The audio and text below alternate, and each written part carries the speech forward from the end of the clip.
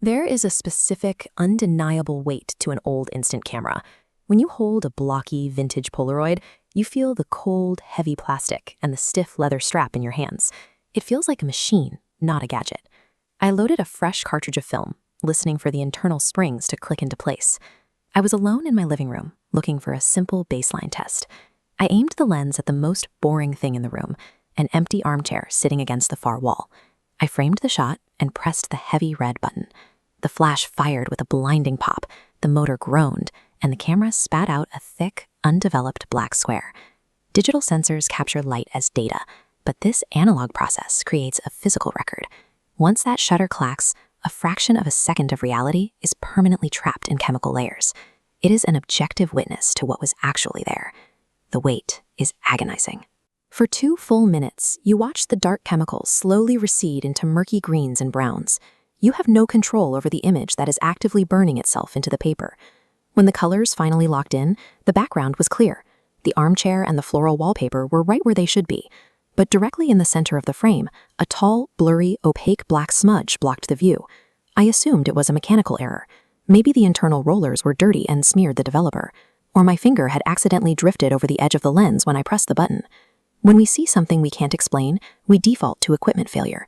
It is much easier to blame a dirty lens than to consider that your environment has been disrupted. To be sure, I needed a clean shot. I wiped the glass lens with my shirt sleeve, adjusted my grip, and aimed the camera at the exact same empty chair.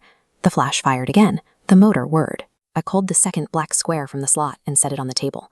The apartment was dead quiet, the kind of silence that makes you hear your own heartbeat. I waited. The only sound was the faint ticking of the wall clock as the chemicals inside the film began to react.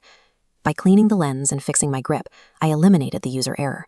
If the smudge appeared again, it couldn't be dismissed as a glitch. It would have to be accepted as the truth of what was in the room. The second photo finished developing. This time, the smudge was perfectly sharp. It was the silhouette of a person, impossibly thin, featureless, and darker than the shadows around it, standing directly in front of the armchair. I looked up, staring at the physical chair across the room. There was nothing there. No figure, no shadow, just the empty seat and quiet floral wallpaper. In the first photo, the silhouette is positioned far back by the chair. In the second shot, it registers significantly closer. The figure takes up twice as much of the frame, while the background armchair remains identical, proving the entity physically closed the gap. The camera was recording the entity's path through the room, measuring its progress as it moved away from the chair and toward the lens. The floor between the table and the armchair no longer felt empty.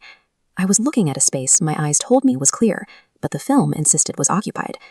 I didn't need the viewfinder anymore. I needed the light. The camera's flash was the only way to illuminate the space directly in front of me, even for 1,000th of a second. I snatched the camera off the table. My hands were shaking so hard I could barely hold it. I pointed the lens into the empty air just inches from my face and squeezed my eyes shut. There is a point where the fear of what you might see is finally eclipsed by the need to know where it is. Total silence. My finger trembled over the red button. I pressed the button and the flash erupted. The white light pierced through my eyelids.